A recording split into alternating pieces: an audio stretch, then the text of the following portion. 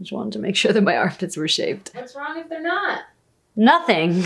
If I was gonna have not shaved armpits, I would want it to be intentional. Like the little stragglers. And that's the beginning of the episode. And there is a straggler, actually. In this episode, we're gonna talk about reframing pleasure. So the good stuff, the juicy stuff, the fun stuff, the reasons why pleasure is so epic and important. In order for us to do that, we have to start with a little bit of reframing. And the woman that is responsible for reframing my relationship to pleasure, I've mentioned her like 700 times, is Adrienne Maree Brown, in this book called Pleasure Activism. And she says, pleasure activism is the work that we do to reclaim our whole happy and satisfiable selves from the impacts, delusions, and limitations of oppression and or supremacy. I'd like to add white supremacy to that. Is that controversial? Sure, but who cares?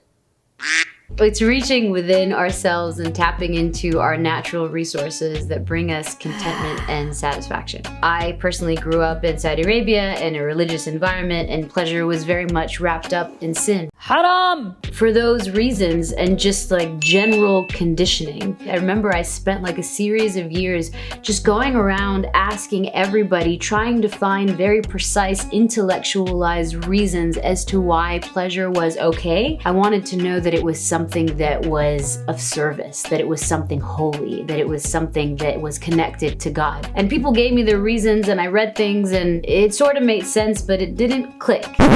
It's not clicking. Until I listened to this podcast that Adrienne Maree Brown, we're gonna call her AMB because I reference her way too much. And she was saying things and it really made me think. And I said to myself, okay, Rutana, that's me. And you, pay attention to who you are when you are in pleasure, and pay attention to who you are when you are out of pleasure. When I am operating from my orgasmic yes, when that is the driving force behind my relationship with my family, my work, my friendships, then I notice that I want to call my mom and tell her that I love her. I'm so much more patient with people. I feel connected to my purpose. I feel connected to God. I'm a better person. I'm kind. I have space. And when I'm moving from not a place of pleasure,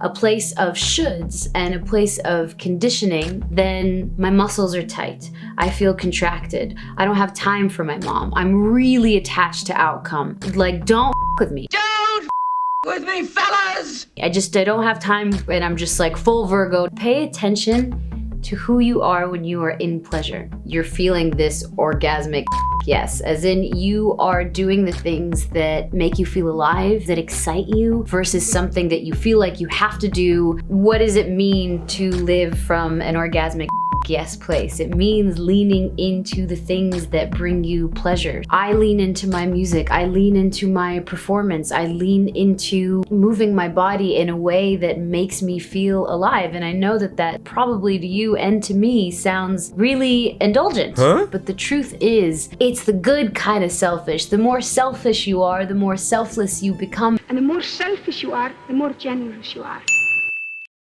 Because your cup is full. I am less selfish. I am more altruistic. I am more connected to God. I'm a better human being, daughter, Muslim, Arab person when I lean into my pleasure, because there is so much to give when your cup is full. My cup runneth over, bitch.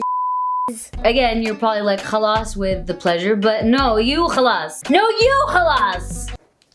Don't forget to comment and subscribe and ask questions, and please buy this book because there's so much in here that we just can't even cover. Ma'a salama, goodbye. Bil-Ingilizi, goodbye. Man, I'm just not good at the highs and buys.